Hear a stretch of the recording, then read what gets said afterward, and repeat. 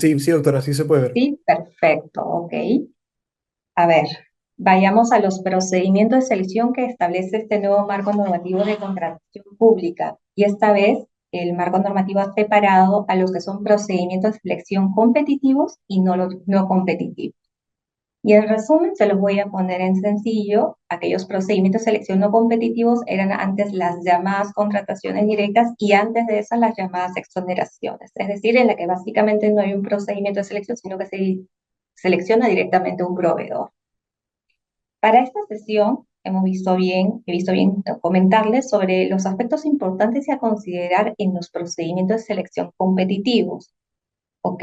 Ahora, dentro del marco normativo establece que los procedimientos competitivos pueden ser una licitación pública, un concurso público, una asociación para la innovación, una subasta inversa, comparación de precios o concurso de proyectos arquitectónicos y urbanísticos. La nueva ley ha establecido como, digamos, una nueva figura lo que es la Asociación para Innovación y Concurso de Proyectos Arquitectónicos.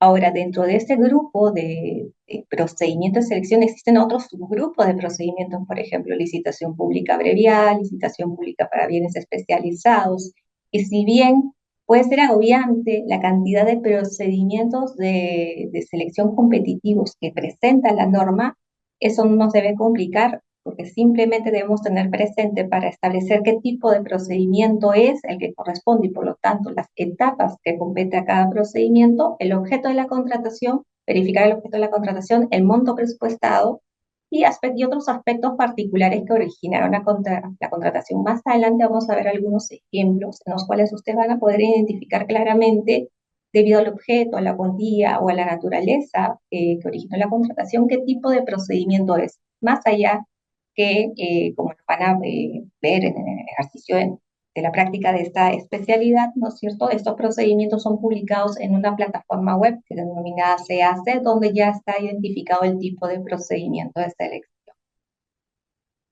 Vamos a poner esto en práctica, ¿ok? Y acá me pidieron que en algunos casos pusiera algunos ejemplos. Supongamos que esta es una contratación cuyo objeto es la obra, específicamente el diseño y construcción, y como entidad establezco que mi monto presupuestal es igual o mayor a 79 millones. Tenemos objeto, específicamente diseño y construcción de una obra, y el monto. Siendo así, y de acuerdo, y a ver, voy adelantando que esta tabulación de procedimientos se encuentra en el artículo 93, 94 y 95 del reglamento de la Ley General de Contrataciones Públicas, pero teniendo el objeto y el monto van a poder identificar, de acuerdo a un cuadro que está estableciendo la norma, que se trata de una licitación pública de obras con precalificación. Lo mismo va a suceder en el caso práctico 2. Por ejemplo, tenemos el caso de que es un servicio en general, un servicio de limpieza, un servicio de impresión, servicio de brindar algún otro servicio que pueda requerir cualquier entidad pública y tenemos que el monto es menor a 485.000 soles, que este monto sí lo establece la Ley General de Presupuesto. Pues en este caso, el procedimiento de selección será un concurso público abreviado y así los invito a que llegan ese ejercicio de monto, cuantía, servicio y condiciones particulares y van a lograr identificar a qué tipo de procedimiento de selección competitivo es el que está vinculado a determinada contratación, más allá de lo que identifique el CAC como procedimiento. Ahora, dentro de las etapas de un procedimiento de selección competitivo, donde hay participación o se invita a la participación de más de un proveedor, este se inicia con la convocatoria. Luego de la convocatoria está el registro de participantes, en el cual todos los proveedores que deseen inscribirse, que no te está obligando, y esto es importante tener presente, en registro de participantes de modo alguno te obliga a presentar oferta, puedes registrarte y no presentar oferta. Se inicia la etapa de registro de participantes, importante tener el RNP vigente, revisar siempre que nuestro RNP al momento de registrar esté vigente. De ahí viene la etapa de cuestionamiento a las bases, el cual se divide en, digamos, en dos etapas y dependerá del tipo de procedimiento de selección si existe estas dos etapas o solamente una, que es la consultas y observaciones a las bases y la integración o más conocida elevación de bases y pliego de absolución al OS, antes OSE. Luego está la presentación de ofertas y la evaluación. en la cual también la nueva norma de contrataciones establece que puede ser con precalificación, diálogo competitivo y negociación. Esto lo vamos a ver más adelante, pero hasta ahora estamos viendo cada una de las etapas y en cada una de las etapas la vamos a explicar. La evaluación de ofertas, la adjudicación por innovación, la buena pro y la buena pro. En resumen, el procedimiento de selección comienza con una convocatoria, un registro de participantes, una etapa de cuestionamiento a las bases, la etapa de evaluación previa a la presentación de ofertas y la adjudicación para innovación en determinados casos y la buena pro. En buena cuenta, un proceso de selección inicia con la convocatoria y culmina con cualquiera de estos supuestos, con el perfeccionamiento del contrato, con la cancelación del procedimiento, o se deja la buena pro por causas imputables a la entidad contratante o cuando no se perfecciona el contrato. En cuanto a la convocatoria, como ya lo señalé, todo procedimiento y toda entidad que convoque a un procedimiento de selección tiene que registrar esta información en una plataforma web que se llama SEACE de la Pladicop. Originalmente era la Pladicop y se pensaba que íbamos a tener un programa en el cual estuviera interrelacionado no solamente el SEACE, sino la página web de RNP, una ficha FUC, entre otros, pero esta vez la normativa de contrataciones ha mutado a la realidad, que existe un SEACE y le dicen el SEACE de la Pladicop. Se puede acceder de forma libre, no requiere que cuentes con un RNP vigente y puedes visualizar qué tipo de procedimientos, qué cosa es lo que está contratando, requiriendo cada entidad pública. El contenido mínimo que van a poder visualizar en esta página web es la identificación de la entidad contratante, el tipo de procedimiento de selección, el objeto, el cronograma en el cual se va a establecer en qué fecha es máxima para presentar consultas y observaciones, cuál es tu fecha máxima para presentar ofertas, cuándo se estima se va a publicar el otorgamiento de la buena pro. La indicación de los instrumentos internacionales bajo las cuales se encuentra cubierto el procedimiento en caso que hubiera, y las bases del procedimiento de selección, las cuales incluyen el requerimiento. Si ustedes me dicen cuál es lo principal que debo visualizar, son las bases del procedimiento, porque esas van a ser las reglas que va a tabular el procedimiento de selección, es decir, qué cosa debo yo hacer como postor para que mi oferta califique, sea admitida, ¿no es cierto? Y también las reglas del procedimiento, las reglas que van a regular, aunque sea redundante, la relación contractual. Ese va a ser el eje. Por lo tanto, es importante revisar no solamente el requerimiento. Muchas empresas cometen el error de irse al capítulo 3 y revisar cuál es el requerimiento de la establecidas bases sin tomar atención en algunos otros aspectos, como puede ser la garantía, alguna declaración jurada, algún documento que te quieran acreditar en la etapa de presentación de ofertas, y por enfocarse tal vez en lo principal y no en la integridad del requerimiento, cuando hablo de requerimiento de las bases, pues la oferta es desestimada o incluso presenta problemas durante la ejecución contractual. ¿Okay? Y entonces, por lo tanto, dentro de la convocatoria hay que revisar las bases. ¿Por qué? Porque luego de esto va a venir una segunda etapa, que es la etapa de presentar consultas y observaciones. Por lo tanto, yo como postor o como, perdón, participante de un procedimiento de selección, tengo el derecho de realizar algunos cuestionamientos a los requerimientos, sea porque no se entiende, muchas veces pasa que no se entienden o hay requerimientos contrapuestos, o que requiero que se abra el requerimiento para que yo pueda presentar oferta, para que mi producto o servicio que yo brindo cumpla con lo requerido en ADA. Respecto a la modificatoria, algo que ya nos está publicando en la ficha SEACE de la Pladicop es el resumen ejecutivo. Para aquellos que son nuevos en esto, el resumen ejecutivo era un documento que se publicaba conjuntamente con la convocatoria, en el cual se podía establecer a grandes rasgos cuáles habían sido los actos previos de la entidad.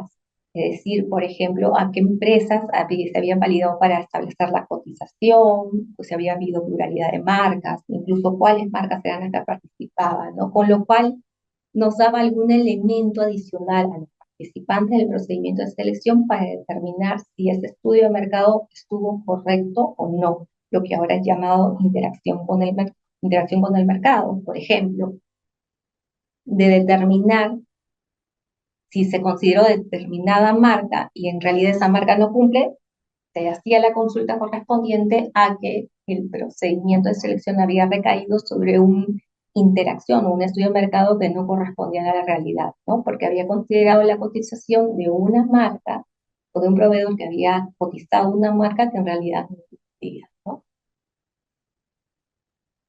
Ahora bien, en cuanto al registro de participantes, algo que establece la actual norma, y esto es un elemento nuevo, es que el registro de participantes puede ser de tres formas. Lista abierta, que era como la anterior norma, cualquier proveedor puede registrarse como participante en el procedimiento de selección, hasta con que tenga su RNP vigente, en cualquiera de las etapas, evidentemente, hasta antes de presentar tu oferta, puedes inscribirte. Perdón, sin embargo, este requerimiento solamente aplica, o la lista, perdón, ahí voy a corregir, aplica para licitaciones públicas para bienes especializados, licitación pública abreviadas, horas con negociación, concurso público de servicios, entre otros. Todo lo que están en esa lista, en cualquier etapa del procedimiento, hasta antes de la presentación de ofertas, puedo registrarme como participante. También existe el registro de participante con lista abierta con invitación. ¿Qué cosa quiere decir? Que faculta a la entidad a notificarte o pueden registrarse los proveedores que estén invitados o no por la entidad. Es decir, va a haber casos donde la entidad va a decir, se ha convocado a este proceso y te invita a participar al proceso.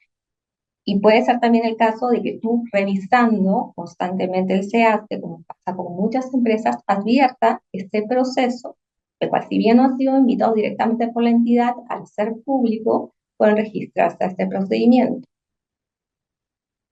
Perdón, para este procedimiento aplica los concursos públicos, ahí tengo que corregirlo, con diálogo competitivo, concurso público abreviado para la contratación de expertos y asociación para la innovación. Y el registro de participantes con lista cerrada es que solo pueden registrarse aquellos proveedores que la entidad contratante invita.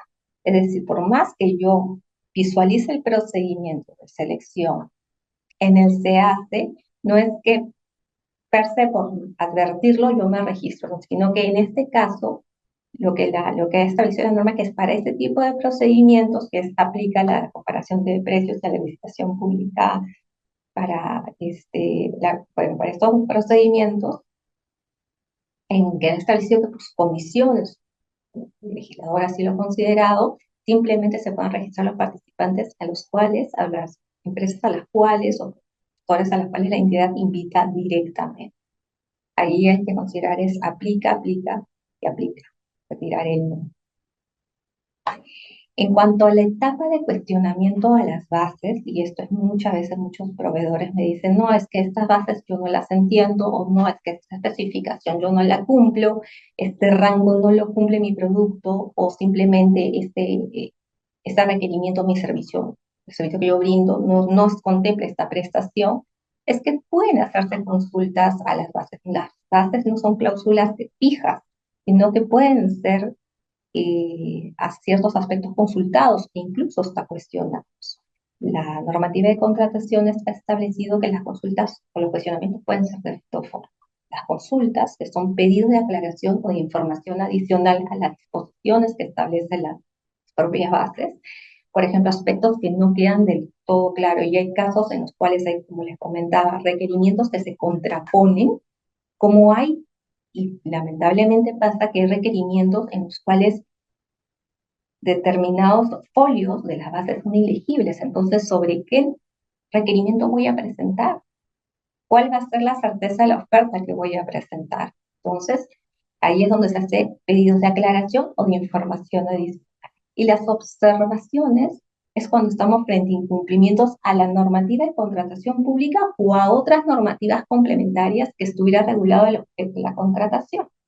Voy a poner un ejemplo, el caso de comercialización, por ejemplo, de medicamentos, es necesario contar con una certificación de buenas prácticas de almacenamiento. Supongamos que en este caso la entidad comete el error y dice no se requiere la certificación de buenas prácticas de almacenamiento. Pues ahí contravendría, si bien la norma de contrataciones es imposible que contenga todas las normas que regulen cualquier objeto de contratación que convoque las entidades públicas, lo cierto es que en este aspecto hay una norma relacionada complementaria, que es la normativa sanitaria que establece esta obligación, o que, por ejemplo, tú no puedes comercializar un producto con el registro sanitario vencido. Por lo tanto, si se advirtiera alguna, no, alguna disposición de la base que contraviene la normativa en general nacional, se pueden realizar las observaciones correspondientes.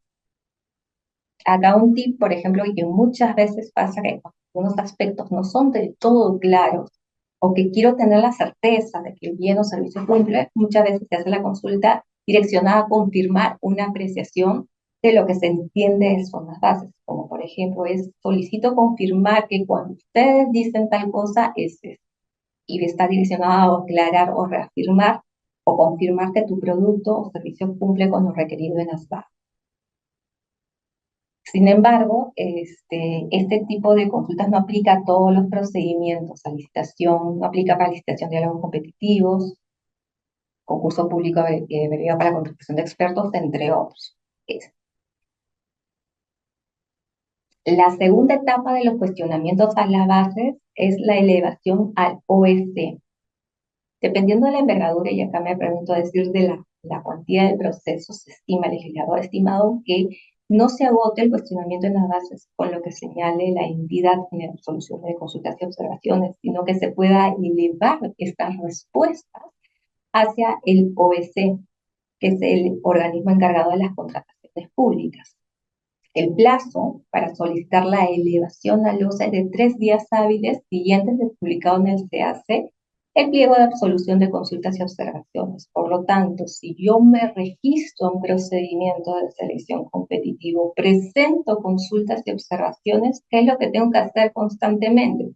Dentro del cronograma te dirán cuándo se publicará el pliego de absolución de consultas. Entonces, lo que se tiene que hacer es ese mismo día ir revisando el CAC y verificar cuándo se publique el pliego. ¿Por qué? Porque tengo solamente 3 días hábiles para sustentar que las respuestas de la entidad a mi consulta u observación se encuentran contrarias a ley o que la entidad integró erradamente las bases. ¿No? ¿Por qué? Porque muchas veces publican el pliego, se tienen que publicar las bases integradas y nos ha pasado, y estos son los casos, ejemplos de los cuales se presenta constantemente, es que las bases integradas no recogen la absolución de las cosas. Entonces tenemos un extremo, la entidad cambió de requerimiento A a requerimiento Z, y de 3 hojas después mantiene el requerimiento A. Entonces, ¿qué es lo que, al final, cuál es lo que tú quieres? ¿El requerimiento A o el requerimiento Z? Pasa. Entonces tenemos que revisar el pliego de absolución de consultas y observaciones y la base integrada.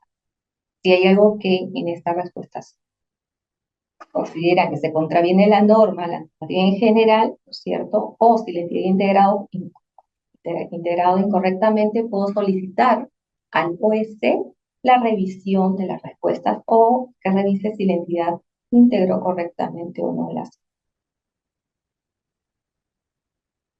Este tipo de la segunda etapa de cuestionamiento a las bases aplica para licitación pública para bienes especializados, concurso público para servicios, concurso público con precalificación, entre otras. Digamos, esta segunda etapa no está reservada, o está reservado a determinados procedimientos de selección. Pero ahora veamos un caso práctico. ¿Ok? Y este es un caso que es simulado, pero el contenido sí corresponde a un pliego de absolución de una consulta que hizo algún proveedor, porque nuevamente, y esto es algo importante, el pliego de consultas, lo que yo le consulto a la entidad se va a publicar en el CAC. Por lo tanto, lo que consulto y las respuestas lo va a poder revisar no solamente la empresa que hizo la consulta, sino también la competencia, con lo cual ahí más o menos vamos midiendo por dónde es que, o qué producto muchas veces podemos intuir ya cuando tenemos mucho tiempo en el mercado, sobre qué productos están pensando ofertar, o cuáles son sus deficiencias, sus debilidades, eso más ya con el tiempo lo van a ir advirtiendo, pero es público, cualquier persona que ingrese al CAC puede acceder y revisar quién está consultando, qué cosa está observando y cuál ha sido la respuesta, ¿no? En este caso, esta empresa, a la cual he puesto ABCSA, ha considerado que existe un direccionamiento evidente hacia un postor, ¿no es cierto?, el hecho de que se haya considerado como factor de evaluación un taller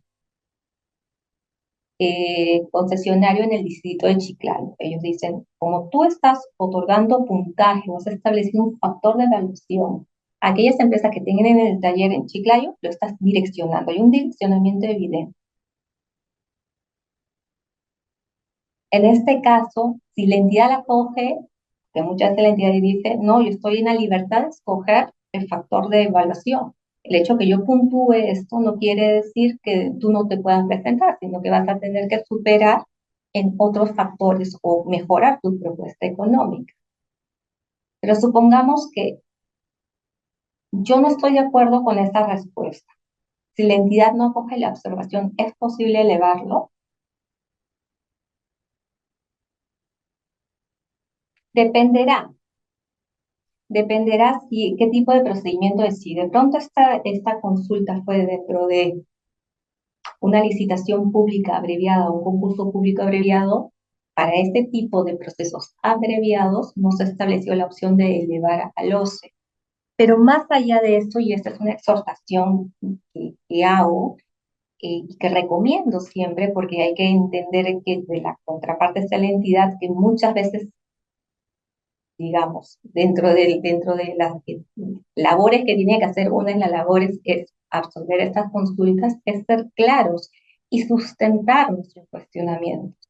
Porque no basta con decir que hay un direccionamiento evidente para sustentar una consulta o que te den una respuesta que sea lo suficientemente sólida y que tú digas, ok, sí, acá existe, o que tú puedas orillar a la entidad y decir, bueno, sí, pueda tener que abrir el requerimiento porque en efecto solamente una lo cumple. Y se tiene que sustentar, no basta con señalarlo. Simplemente, por ejemplo, hemos tenido casos en los cuales determinado requerimiento o la suma de la sumatoria del requerimiento hace que el proceso esté direccionado hacia una marca en particular o hacia un modelo específico. Y lo que hacemos, por ejemplo, es hacer un cuadro diciéndoles, ok, mira, está bien, todos cumplen con este requerimiento, pero solamente esta marca, este producto cumple con requerimiento, con lo cual la suma y las X checks, solamente una marca lo cumple, ¿no? Entonces, claro, esta información lleva a que se tenga que investigar la información técnica que existe en la página web, con la que aporta nuestro procedimiento de selección. Es trabajoso, sí, pero da los elementos suficientes para que tu consulta no sea como, ok, si no me has dado los elementos o hubo pluralidad en interacción con el mercado. Otro tema que, por ejemplo, y muchas veces pasa que nos vamos al lado técnico y nos puntualizamos en el lado técnico y dejamos algunos aspectos, por ejemplo, el plazo, ¿no es cierto?, como un aspecto secundario, o sea, que no recomiendo en absoluto, y es ahí donde puede haber problemas durante la ejecución contractual. Por ejemplo, tenemos este caso en el cual hay un plazo de entrega de una prestación principal y una prestación accesoria. Entonces dicen, bueno, ok, tengo 15 días para implementar, las accesorias 1095 días, la capacitación en 15 días, check, lo cumple. Pero en este caso, la entidad señala que son 15 días con calendarios contabilizados a partir del día siguiente de la aprobación del plan de trabajo. La pregunta es, ¿qué yo podría consultar, observar? ¿Qué cosa creen que es lo que me falta para, o qué elemento me falta para yo saber cuándo es que efectivamente voy a brindar el servicio y de cuánto efectivamente es que me van a pagar? ¿Alguno quiere participar?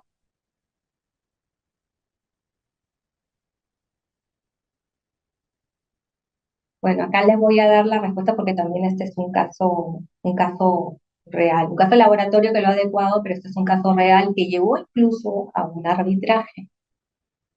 Es que no se estableció cuál era el plazo que tenía la entidad para aprobar el plan de trabajo. No se estableció. Entonces, claro, mientras que yo como contratista decía, pero te he entregado el plan de trabajo, ¿qué más necesitas? ¿Qué más necesitas para arrancar con el servicio? La entidad decía, bueno, no, no son ni cinco ni al día siguiente, bueno, pero en otros proyectos ha pasado lo mismo, las otras entidades lo aprueban máximo 15 días, o el de privados es la situación no se dilata tanto. Pero al no haberse establecido correctamente todo el plazo de las ambas partes, ahí fue donde se generó un problema. ¿Por qué? ¿Por qué? Porque el contratista estimó que podía darse la aprobación o el servicio metido en un plazo determinado y en lugar de terminar siendo todo y arrancar el servicio al mes, firmaba el contrato, terminó extendiéndose 5 meses, lo cual generó gastos por parte del contratista. ¿Cuál es el plan máximo para la aprobación del plan de trabajo? Es algo que se tuvo que discutir ya en una sede arbitral, que generó costos que era algo tan sencillo como que de haberlo advertido, perdón, en esta etapa, se hubiera evitado todos aquellos problemas, también sobre costos. Otra etapa es la evaluación de las ofertas. Ya presentadas las ofertas, la nueva norma de contrataciones ha establecido que hay evaluación con precalificación y sin precalificación. ¿Ok? Para los procesos con precalificación cuentan con dos fases. La fase 1, que es una presentación de ofertas de precalificación, en la cual la entidad va a revisar los requisitos de admisión y calificación. Y la fase 2, que está reservada a aquellos proveedores que cumplan con la fase 1, la presentación de oferta definitiva por parte de los postores precalificados, en las cuales esta parte ya va a versar sobre aspectos técnicos y económicos. Dentro de estos procesos de precalificación puede incluirse una subfase, ser la subfase de negociación o la de diálogo competitivo. Más adelante lo vamos a ver. ¿Cuáles son los procesos en los cuales no hay precalificación? Las licitaciones públicas para bienes, las licitaciones públicas para obras, eh, la comparación de precios, concursos públicos, y con precalificación la licitación pública para bienes especializados, la licitación pública con precalificación, entre otros. En cuanto a la negociación que estábamos mencionando en la mina anterior, en los procesos con precalificación, en los cuales podría incluirse a su vez una subfase de negociación y diálogo competitivo, vamos a indicar o debo indicar que la negociación y el diálogo competitivo es un elemento nuevo en la norma de contrataciones que en lo particular la entidad está dando, digamos, no en la cantidad que debería haber, ¿no es cierto?, sino que, digamos, al ser un nuevo elemento, una nueva forma de procedimiento de selección, digamos, están dando pequeños pasos las entidades para tomar o adoptar estos mecanismos, ¿no? Pero en sencillo, una etapa con negociación en la cual se hacen consultas o propuestas a una modificación de una versión final de contrato, que se refiere a la modalidad de pago y otras condiciones del contrato. Mientras que el diálogo competitivo es que la entidad establece un requerimiento preliminar y en atención a las sesiones que se van dando, este diálogo es que se va estableciendo un requerimiento final. En sencillo lo pongo, diálogo competitivo, hay un requerimiento preliminar, es como decir, digamos, una hoja con un requerimiento, 2 líneas, necesito tal, y de ahí se va estableciendo el requerimiento, mientras que la negociación ya está el requerimiento más consolidado y básicamente versa sobre aspectos puntuales ya del requerimiento, hablar del requerimiento cuando hablo de las bases. Por otro lado, tenemos el elemento innovador y no. Innovador para que aquellos que a partir del 2015, del 2010, ¿no es cierto? 2015 en contrataciones, pero no para aquellos que vemos desde antes el tema de contratación pública, que es la introducción de la evaluación simultánea y la evaluación posterior, ¿cierto? La evaluación, ¿qué significa cuando la evaluación es simultánea? Cuando la oferta técnica y económica son evaluadas de manera conjunta. Nuevamente, se convocó el proceso, se publicaron las bases, realizaron consultas, se publicaron las LB al OCE, el OCE publicó el pronunciamiento sobre la solicitud de delegación, se establecieron las bases definitivas, se revisó y se presentó la oferta, que muchas veces pueden ser tomos de tomos, lo cual discrepo, ¿cierto? Que no debería ser más que un trámite excesivamente documentario, sino que debería ser más ágil porque la cantidad de calificaciones por aspectos formales es increíble, ¿no es cierto? Pero acá es, cuando se habla de la revisión, para no irme alejando de la evaluación de la oferta, cuando es simultánea, es que el comité revisa la oferta técnica y la económica, son evaluadas de manera conjunta, en un solo momento. Y para esto, la oferta técnica y el puntaje de la oferta económica van a sumar máximo 100 puntos, donde el máximo de la oferta económica es 40. Y esto es importante, ¿por qué? Que te establezcan un máximo en la oferta económica, porque antes de esta nueva norma, la Ley General de Contrataciones, se establecía también que las entidades están facultadas de establecer factores de evaluación, además de que se o se puntúe la oferta económica. Pero al momento de no establecer el puntaje máximo en la oferta económica, ¿qué cosa derivó? De que la mayoría de los procedimientos de selección era 100% precio. Entonces, lo que se estaba dando prioridad era al precio y no necesariamente a la calidad u otras condiciones como valor agregado que pueda tener una oferta. Entonces, en lo particular considero que esta modificación es beneficiosa. ¿Por qué? Porque si bien mi producto puede ser más económico, mi producto es más caro, hay otros aspectos que como oferta global los CEOs tienen que cumplir para ver si resultó ganador o no. Se está dando una mayor prioridad a lo que es voy a ponerle atención al aspecto global de una oferta, no solamente de precios, sino, por ejemplo, calidad, mejoras, plazo, entre otros. La evaluación de la oferta también es posterior cuando se evalúa la oferta económica de los postores que alcancen determinado puntaje. Por ejemplo, en este caso que alcance 70. ¿Qué cosa quiere decir que para que el comité o la entidad proceda a evaluar mi oferta económica, yo tengo que haber alcanzado una cantidad mínima de puntaje en mi oferta técnica? ¿No es cierto? Entonces tengo que mi oferta técnica para este tipo de evaluaciones en simultáneo, el máximo puntaje en mi oferta económica es 100 puntos y en la oferta técnica 100. El total es sobre una fórmula que establece, se aplica en atención al coeficiente, que lo establece una fórmula que está en las bases estándar aprobadas y aplica para, por ejemplo, los concursos públicos de servicios, concursos públicos abreviados, licitación pública para obras, entre otros. Por ejemplo, en esta lámina he puesto, por ejemplo, lo que son los factores o cómo se distribuyen. ¿Por qué? Porque la norma, cuando habla de la norma de contrataciones, no solamente es la ley y el reglamento, sino son las directivas, todas las directivas que establece el OEC. Y, por ejemplo, en las bases estandarizadas, las últimas aprobadas han establecido cuáles son los factores de evaluación que puede disponer la entidad pública convocante y los puntajes o los rangos máximos o no de corresponder. Por ejemplo, si yo voy a convocar a una licitación pública o pública abreviada, sé que como máximo puntaje voy a tener en mi oferta económica 40 y los otros 60 como mínimo los voy a tener que distribuir en todos esos factores.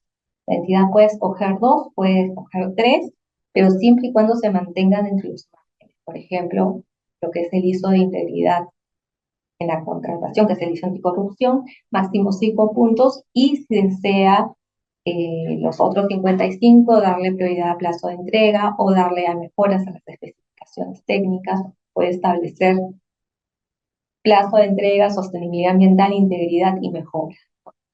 Y para el caso del concurso público, un concurso público abreviado de puntaje técnico es 100 puntos, puede establecer todos estos, escoger cualquiera de estos requerimientos, estableciéndose los rangos mínimos y máximos que establece en cada fase estandarizada. En cuanto a la subsanación de las ofertas, estas son notificadas en la Pladicop, en realidad son notificadas al correo electrónico porque todavía no se establece el mecanismo de notificación a través de la Pladicop, pero se notifica el correo electrónico que señala a la empresa postora en su oferta respecto de aquellos requerimientos una vez presentados en la oferta, si es que hay requerimientos para la subsanación de las ofertas. Ahora, No todo en la oferta es subsanable. Por ejemplo, lo que señala la norma es que solo son subsanables aquellas omisiones o errores materiales sobre los documentos presentados, omisión de documentos emitidos por entidades públicas o privadas en ejercicio de un público con fecha anterior a la emisión. Y lo bueno y lo beneficioso de este nuevo marco normativo, a diferencia del anterior, es que no ha establecido un supuesto taxativo en los cuales corresponde la sustanciación de ofertas técnicas, con lo cual da, en lo particular, considero a las entidades un mayor margen para poder establecer o dirimir sobre qué aspectos pueden ser considerados como subsanables o no. Y la oferta económica solo pueden ser errores aritméticos, lo que no implica la corrección del precio unitario. Algo nuevo que ha establecido la norma es que se le da al postor la posibilidad, ¿no es cierto?, de solicitar 2 días adicionales para presentar la subsanación.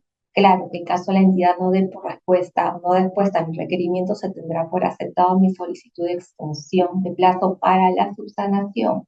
Podría ser, por ejemplo, que te pidan, qué sé yo, de pronto que no está la persona para firmar la oferta y de pronto se está venciendo el plazo, se pide 2 días porque no está habilitada para firmar la oferta, o de pronto la obtención de determinado documento todavía no lo tienen o no lo encuentran, pueden solicitar una ampliación de plazo para subsanar la oferta.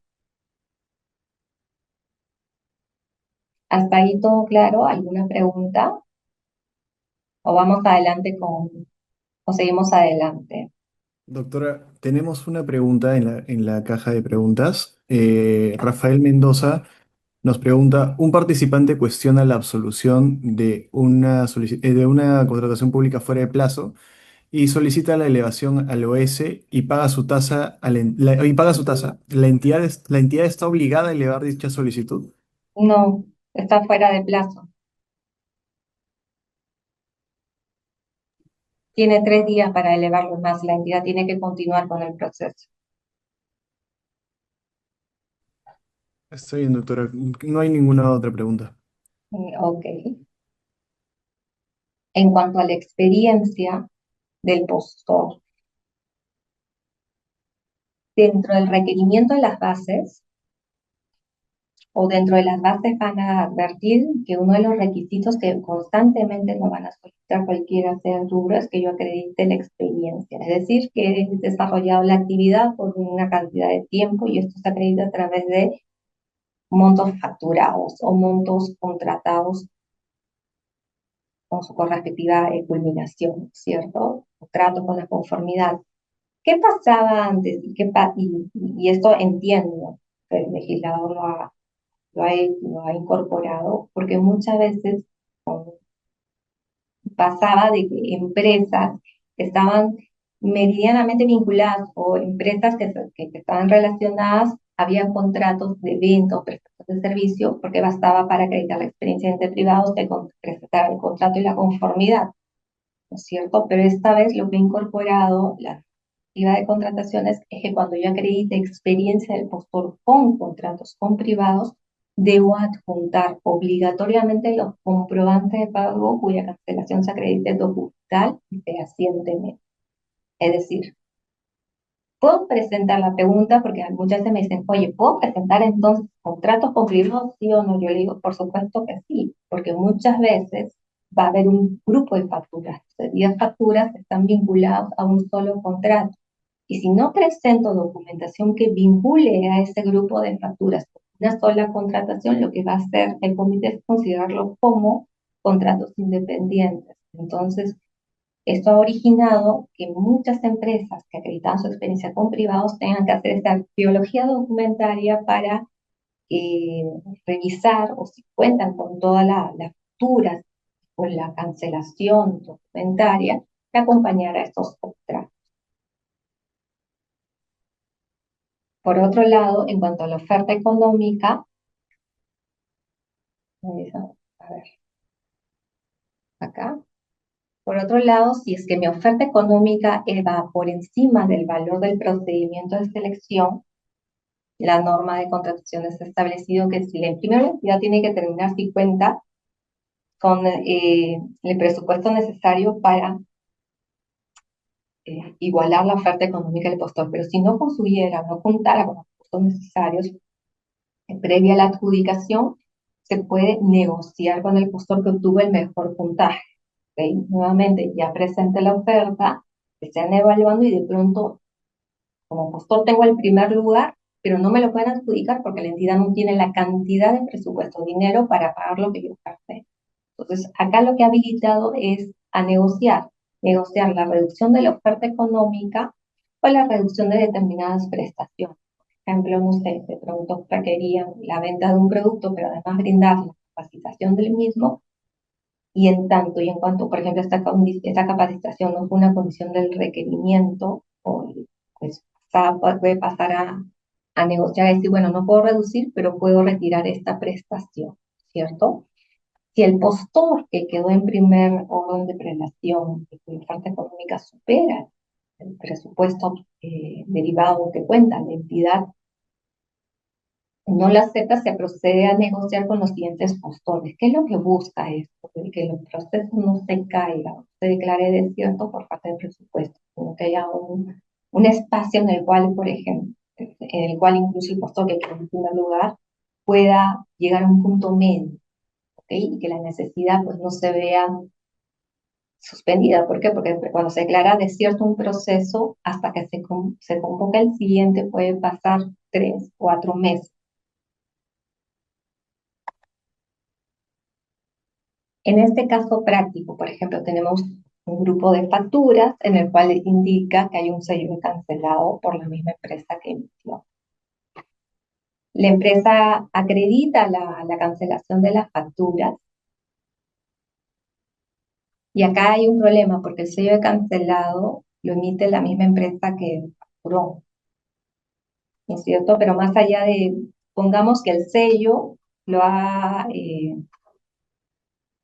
sellado la empresa en la que se le brindó el servicio. ¿La experiencia del postor es válida? Y la respuesta es sí. Aun cuando sea con un privado y aun cuando presente solo facturas, sí es válido. El problema que va a pasar acá es que va a considerarse como 4 contrataciones individuales. Oye, pero el objeto es el mismo y fue la factura en el mes de abril, es lo que a veces, muchas veces me consta, pero es obvio, porque es en el mes de abril, la siguiente en el mayo, junio, julio, es claramente que es un contrato de suministro. Y este claramente el contrato de suministro el comité no tiene forma o la entidad no tiene forma de adivinar. Pueden ser 4 contrataciones o 4 prestaciones, como puede ser una sola prestación. Entonces, siempre que se elabore una oferta, y esta es una recomendación que hago, nunca se dé por sobreentendido o sobreentiende que esto es así, o siempre es así. ¿Por qué? Porque el comité no tiene forma de subrogarse a la voluntad del postor. ¿Qué cosa quiso entender el postor al momento de presentar determinada documentación? ¿Se acuerdan que hablábamos de la subsanación de la oferta? Por ejemplo, tenemos que el jueves 29 de mayo, el MINJUS notificó a la empresa la observación por no tener ciertos alcances sobre un documento del cual no estaba del todo legible. ¿Ok? El lunes 2, la empresa solicitó ampliar el plazo de subsanación. Ojo, estamos en el segundo día que tenía la empresa para subsanar. El martes 3 y el miércoles, martes 3 y miércoles 4, el MIJUS no se pronuncia y el día viernes el MIJUS dice, sí, ok, ¿sabes qué? Yo te voy a dar la ampliación de plazo para subsanar. ¿Cuándo es que creen que venció el plazo para que la empresa presentara la subsanación de las ofertas? Acá me voy a adelantar porque el MIJUS generó un error a la empresa. ¿Por qué? Porque la empresa consideró que contaba que su plazo de 2 días hábiles para subsanar se computaba a partir del día hábil siguiente, es decir, el día 9 de junio, lo cual es cerrado. ¿Por qué? Porque la misma norma señala que tienes un plazo de 2 días para subsanar, 2 días adicionales. En caso la entidad no conteste, se tiene por otorgado. Por lo tanto, el plazo para subsanar venció el día 6 de junio del 2025. Entonces, siempre es bueno y es importante que ustedes, al margen de lo que la entidad conteste, si está o no dentro del plazo que se cuenta y cuál es el efecto de la negativa, más que la negativa, de la omisión de la entidad al momento de absolver una. Si la entidad no da por respuesta, toda respuesta a la solicitud de ampliación de plazos se tiene por aceptar. Por ejemplo, tenemos este caso en el cual se otorga puntaje. Tenemos que para la experiencia del personal clave se da un total de 70 puntos, 10 puntos en gestión. Entonces, ¿qué tipo de procedimiento según esta estructura de puntaje consideramos o qué procedimiento puede ser? Ya de arranque sabemos que en el puntaje de la evaluación técnica es 100 puntos, con lo cual ya sabemos que la evaluación es posterior. Entonces basta con ver los requerimientos para efecto de determinar esto, pero este esquema de puntuación se dio en un concurso público de servicio. Y acá viene otra pregunta que también formularon en la oportunidad, porque acá se está puntuando con un máximo de 10 puntos, eso era con la anterior base, porque ahora sabemos que son 5 puntos. Pero si un solo participante cuenta con el ISO 37001, que es el ISO anticorrupción, el proceso es direccionado, la respuesta es no. ¿Por qué? Porque en ningún momento el hecho de que las otras empresas no cuenten con el ISO no quiere decir que no se puedan presentar, simplemente que su oferta técnica va a ir por, en este caso, 80 puntos, ¿no es cierto? Perdón, 90 puntos, y va a tener que, para ser más competitiva su oferta en global, su oferta económica, su propuesta económica va a tener que ser más baja para igualar esa deficiencia de no tener con el ISO anticorrupción. Hoy por hoy, por ejemplo, muchas entidades le están dando prioridad a este ISO, ¿no? Solicitándolo, y es un tema constante y reiterativo con lo cual muchas empresas han impulsado en contar con su ISO porque definitivamente le da 5 puntos de ventaja frente a otros proveedores, ¿no? Y ahí la pregunta era si la asignación de puntaje era correcta. Si bien en este caso la entidad optó por puntuar en la integridad de la contratación, lo cierto es que no debió darle 10 puntos, sino de acuerdo a las escalas de las bases estandarizadas, debió darle 5 puntos. ¿Qué debió haber hecho al respecto? Pues haber realizado las consultas y observación.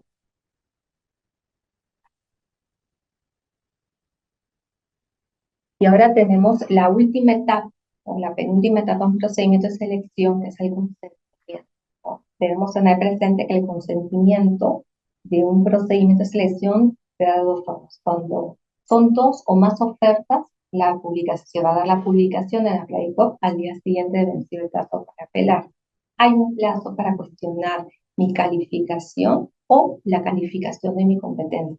En caso yo haya quedado en segundo lugar o en caso haya sido mi oferta, por ejemplo, no admitida, en cuestionar la no admisión, y de ser el caso de la buena pro, en plazo de 8 días para determinar un procedimiento, licitación, concursos públicos, y 5 días en caso sea una licitación pública abreviada.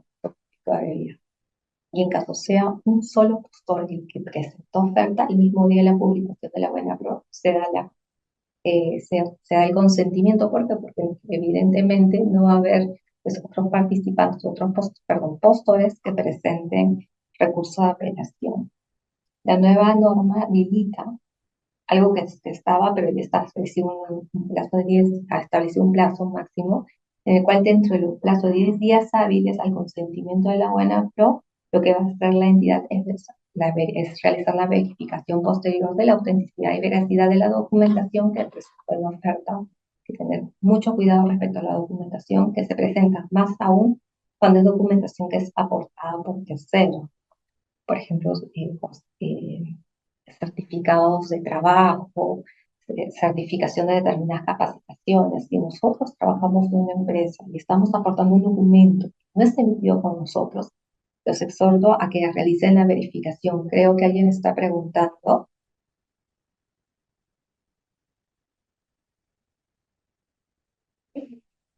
Seguimos. Una vez que se consiente la buena pro, tengo un plazo yo como gestor adjudicatario para perfeccionar el contrato. Para perfeccionar, entiéndase, presentar la documentación requerida para el perfeccionamiento del contrato y para luego perfeccionar el contrato en sí. Entonces, la nueva norma ha establecido que hay dos plazos para presentar la documentación para que va a arribar a la suscripción del contrato. Por ejemplo, tenemos eh, que aquellos procesos en los que se requiere una garantía o presentar una garantía de que el cumplimiento del contrato establece que yo debo presentar por adjudicatario entre los 8 días hábiles todo el legajo de documentación que se me requiere para perfeccionar. Que la garantía, que la vigencia, que es determinada acreditación que se trasladó para la presentación del contrato y entre los 3 días hábiles siguientes de la presentación de la documentación se suscribe el contrato. En caso, para este procedimiento al que yo presenté y gané el proceso, no se requiere de garantía de fiel cumplimiento, mi plazo evidentemente es menor, es de 5 días hábiles para presentar la documentación y 3 días hábiles siguientes para suscribir el contrato. Puede darse, disculpen, ¿alguien está haciendo preguntas?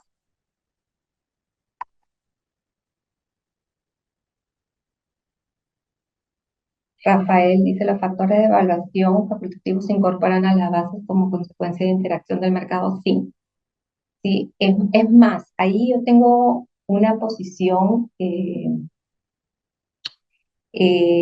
muchas veces yo recomiendo a los que participan o los participantes, es que si bien se establece que con la información que se da en interacción del mercado es, por ejemplo, si es que ustedes tienen una propuesta de mejora al producto que ustedes tienen, al momento de hacer la interacción, ustedes están en la libertad de proponer a la entidad, mira, cumplo con tu requerimiento, pero te quiero decir que constituye un valor agregado o un adicional, ¿no es cierto? Un plus a tu requerimiento que el producto tenga esta determinada mejora. Considéralo como, ¿no es cierto? Considéralo esto como un factor de evaluación de mejora o tenga bien considerar que para ese tipo que debería considerarse como factor y de corrupción, por en caso lo tuviera, ¿no? Sí, o sea, tú puedes dentro de la interacción proponer o hacer propuestas o sugerir a la entidad que incluya determinados factores, evidentemente los cuales debe cumplir. Bueno, en cuanto al perfeccionamiento del contrato, se pueden dar observaciones. ¿Ok? Voy a dar un ejemplo que presente una vigencia de poder y la entidad no le quede claro si es que el representante cuenta con facultades para firmar este tipo de cosas. Usted puede pedir aclarar los alcances del poder, ¿no? Del apoderado tal. O de pronto que con ti, o sea, uno se presenta un documento, presento los documentos, le entiende un plazo máximo de 3 días, me hace las observaciones en caso así lo considere, yo tengo un plazo máximo para subsanar, presento las observaciones y suscribo el contrato, ¿no? Ahora, supongamos que para las garantías esto pasa, hay un procedimiento de ampliación de plazo para presentar la garantía de fiel cumplimiento, y está con su trámite. ¿Por qué? Porque muchas veces pasa que al momento de hacer el requerimiento, la entidad bancaria tiene que revisar siempre la garantía cuando la tengamos, revisar el tenor. Puede pasar que el RUC lo copió y lo pegó de otra empresa, o de pronto que le puso concurso público cuando era licitación pública. Y claro, yo tengo un plazo preclusivo para presentar la documentación. ¿Y qué pasa si no presento la documentación? Pues me revocan la buena pro, me revocan la buena pro y administran un sanción. Entonces, cuando no se logre tener la garantía del cumplimiento dentro del plazo que yo tengo para presentar la documentación, en ese mismo plazo solicito una ampliación de plazo para presentar la garantía. Evidentemente, tengo que presentar al menos un medio probatorio que sustente que mi carta fianza esté en trámite, como por ejemplo la solicitud que yo empresa le he hecho a la entidad bancaria para que emita la garantía, ¿no es cierto? Entonces, dentro de los 4 días hábiles presenta la garantía, la entidad se pronuncia, presentas la garantía y luego de ello procedes a suscribir el contrato.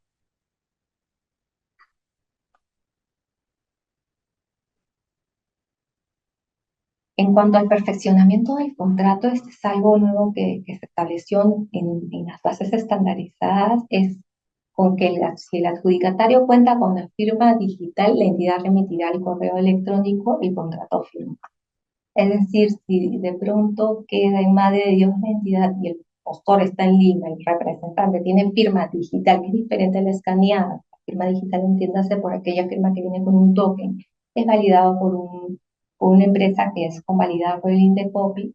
No es necesario que el representante vaya a la entidad y lo perfeccione. Sin embargo, si el representante del postor no cuenta con la firma digital, ¿ok? Ahí sí va a tener que estar la suscripción o firma manuscrita, es decir, va a tener que ir presencialmente. Es más, pueden revisar cualquiera de las bases y esta vez la base dice, no, la firma de contrato será en tal dirección. Con lo cual se vuelve al sistema anterior en el cual teníamos a los apoderados o los representantes legales de las empresas esperando fuera de la entidad que logística tuviera listo el contrato, o dejar constancia de que se quedaron hasta las 6 de la tarde y de pronto pues ya logística había cerrado y el contrato no estaba listo. Entonces la recomendación es gestionen por su representante o los apoderados que firman los contratos y firman las ofertas la firma digital, porque así se ahorran tiempo y se ahorran costos. Costos de mandar a su representante a provincia a firmar el contrato. Bueno, y finalmente, ¿qué pasa si no se perfecciona el contrato? Dependerá. Si es por culpa de la entidad, por hecho de la entidad, tú como postor adjudicatario puedes requerir la firma del contrato y si de pronto la entidad no suscribe el contrato, puedo dejar sin efecto la adjudicación o la buena pro si es por la culpa del postor. El postor pierde la buena pro y lo que va a hacer la entidad es irse al segundo lugar y requerir el perfeccionamiento. Ok, no existe límite, o sea, si el segundo lugar no lo perfecciona, se va al tercer lugar, salvo que se trate de una subasta inversa electrónica, donde la entidad requerirá la firma del contrato hasta el tercer orden de prelación.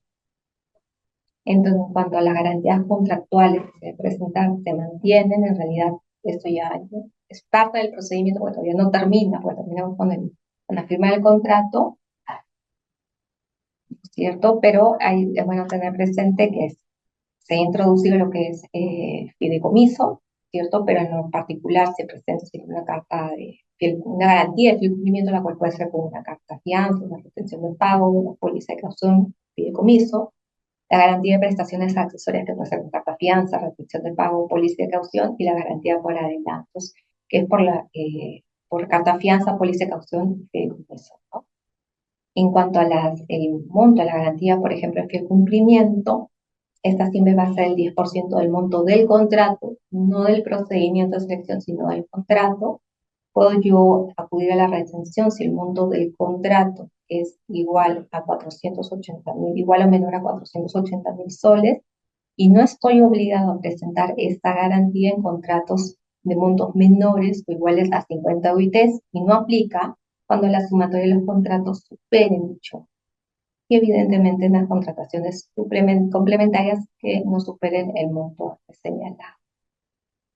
Pero ahora vayamos a la práctica. Supongamos que esta empresa ABC obtuvo la buena pro del ítem 1, 4 y 5 del concurso público de los montos fueron bajísimos. La pregunta es, ¿debo presentar la garantía de fiel cumplimiento menor a 50 test?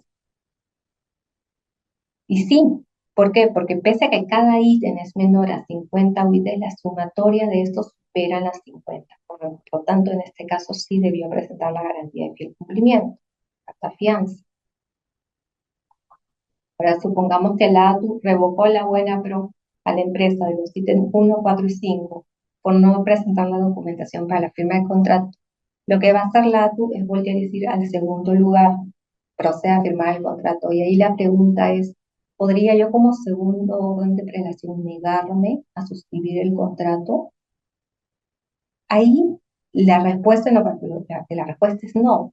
¿Por qué? Porque no es potestad de los postores que quedaron, en segundo lugar, negarse a perfeccionar. Si es que se negaran en particular a perfeccionar el contrato, tendrían que sustentar que su negativa es justificada, de pronto que disposición del producto para otra contratación, ¿no? Es decir, bueno, ya se dio por consentida eso sustentar de modo tal que no pueda considerarse como una no sumisión injustificada, una simple negativa.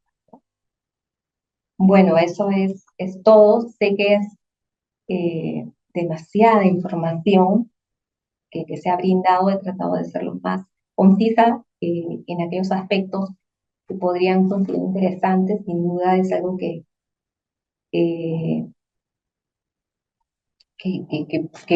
que puede tomar más tiempo, más clases. Espero que haya sido para todos ustedes beneficioso. Creo que hay una última pregunta. Sí, doctora, muchas gracias por su clara y valiosa exposición. Sin duda nos ha brindado una visión muy completa de lo que es el procedimiento de selección. Como usted mismo lo vio, vamos a abrir un espacio para las preguntas. Y bueno, creo que comenzamos con la pregunta de Rafael Mendoza, que dice, bajo el nuevo marco legal, ¿es procedente cuestionar la legalidad de los actos dictados por el comité de selección si se comprueba que el miembro perteneciente a la DEC no es servidor de la entidad? Mantiene contrato por locación de servicios. Bueno, la norma de contratación no establece un supuesto tan específico, ¿no es cierto? Pero mientras que sea un miembro designado por la entidad como parte del comité, ¿cuál sería no encuentro en lo particular cuál sería el incumplimiento o el acto ilegal contra ese acto dictado por ese comité, ¿no? Ujú. En lo particular la respuesta es no. No Ok, encuentro doctora. asidero para cuestionar un acto de un locador de servicio que forma parte de la entidad, ¿no? Ujú. Rafael, doctora, comenta que dice que la norma establece que los evaluadores deben ser servidores de la entidad. Bueno, ahí hay un punto de discusión, ¿no es cierto? Ujú. Ok, doctora, muchísimas gracias. No habiendo más consultas, agradecemos nuevamente a la doctora Julia Sánchez Molinari por su participación y por compartir con nosotros su experiencia en un tema tan relevante dentro de la contratación pública. A nombre del CAE, doctora, muchísimas gracias y agradecemos también a todos ustedes por su asistencia y participación activa en esta sesión. Muy buenas noches con todos. Muchas gracias, doctora, nuevamente. Buenas noches.